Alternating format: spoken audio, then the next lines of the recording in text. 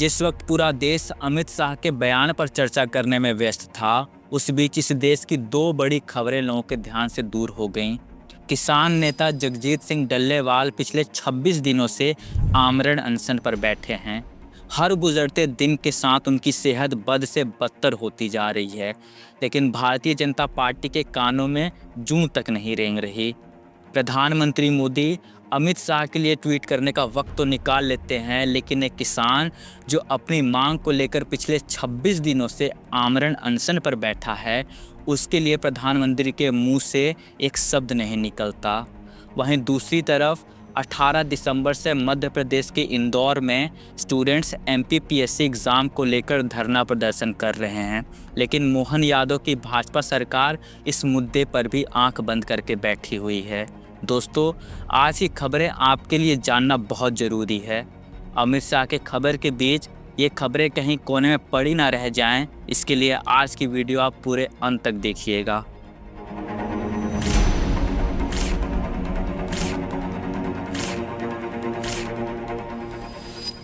दोस्तों, पिछले 26 दिनों से किसान नेता जगजीत सिंह डल्लेवाल पंजाब हरियाणा के खन्नौरी बॉर्डर पर आमरण अनशन पर बैठे हुए हैं, लेकिन भारतीय जनता पार्टी के किसी नेता के कानों में जूं रेंगने का नाम नहीं ले रही।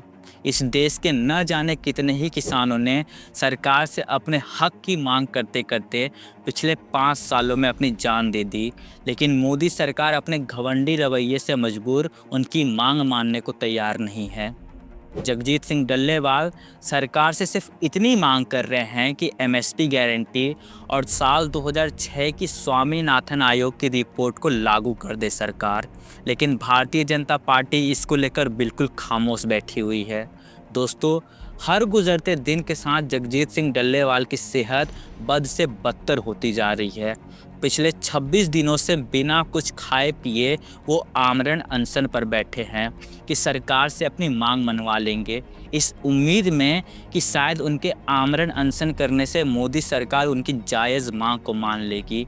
लेकिन जगजीत सिंह डल्लेवाल शायद नहीं जानते हैं कि प्रधानमंत्री मोदी अपने घमंडी रवैये से बाहर आकर कभी उनकी मांग को नहीं मानने वाले।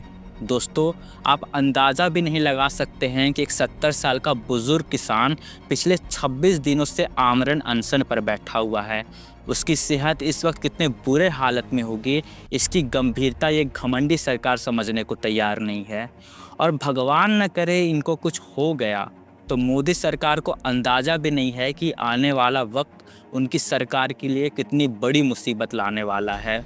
पिछले बार ये किसान किसी तरह से तो उठ गए थे विरोध प्रदर्शन से, लेकिन इस बार अगर ये किसान दिल्ली तक आ गए तो कहीं ना कहीं मोदी जी की सरकार को लेकर ही जाएंगे। दोस्तों, पीटीसी न्यूज़ की इस खबर को पढ़िए। सर्वोच्च न्यायालय को लिखे अपने पत्र में जगजीत सिंह डल्लेवाल ने अपने स्वास्थ्य के प्रति न्यायालय की चिंता के लिए अपना आभार व्यक्त किया। डल्लेवाल ने कहा कि गलत नीतियों के कारण आत्महत्या करने वाले किसानों की जान उनके अपने जान से ज़्यादा गंभीर है। एमएसपी को लेकर वो लिखते हैं कि कृषि पर संसद की स्थायी समिति ने भी किसानों की लंबे समय से चली आ रही मांग के अनुरूप एमएसपी गारंटी कानून की सिफारिश की थी।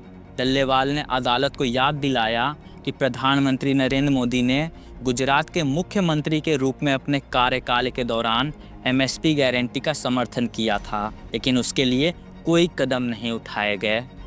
डॉक्टर स्वामीनाथन आयोग की 2006 की रिपोर्ट, जिसमें किसानों की आत्महत्या को रोकने के लिए सुधार का सुझाव दिया गया था, अभी तक लागू नहीं हुआ है। जबकि भाजपा ने 2014 में C2 50% फॉर्मूले के आधार पर एमएसपी का वादा किया था। सरकार ने बाद में एक हलफनामे में कहा कि ये सिफारिश को लागू नहीं कर सकती। डल्लेवाल ने तत्कालीन कृषि मंत्री राधा मोहन सिंह और महाराष्ट्र के सीएम देवेंद्र फडणवीस द्वारा दिए गए आश्वासन को याद किया, जिसमें उन्होंने 3 महीने के भीतर स्वामीनाथन आयोग की रिपोर्ट लागू करने का वादा किया था। ये वादा भी अभी तक अधूरा है। साल भर चले किसान आंदोलन के बाद कृषि मंत्रालय ने 9 दिसंबर 2021 को लिखे पत्र में सभी किसानों के लिए एमएसपी की गारंटी का आश्वासन दिया था, लेकिन आज तक कोई कार्रवाई नहीं की गई। दोस्तों, आप इस खबर की गंभीरता को समझिए। जगजीत सिंह डल्लेवाल अपनी मांग को लेकर अपने कदम पीछे नहीं करने वाले हैं और अगर इसी मांग की लड़ाई में उनको कुछ हुआ तो भारतीय जनता पार्टी किसानों के आक्रोश का सामना नहीं कर पाएगी। अमित शाह के विवाद के बाद भारतीय जनता पार्टी पहले से ही बैकफुट पर है और अगर उनको कुछ हुआ, कोई अनहोनी हुई, तो उनके लिए सरकार बचा पाना भी बहुत मुश्किल होने वाला है। दोस्तों 18 दिसंबर से इंदौर में एमपीपीएससी के छात्र अपनी मांग को लेकर धरना प्रदर्शन कर रहे हैं। इस कड़ाके की ठंड में छात्र सड़क पर उतरे हुए हैं। पिछले 4 दिनों से चल रहे इस धरना प्रदर्शन में छात्रों का कहना है कि जब तक सरकार उनकी मांग को मान नहीं लेती, वो इसी तरह से मध्य प्रदेश लोक सेवा आयोग के दफ्तर के बाहर धरना प्रदर्शन करते रहेंगे।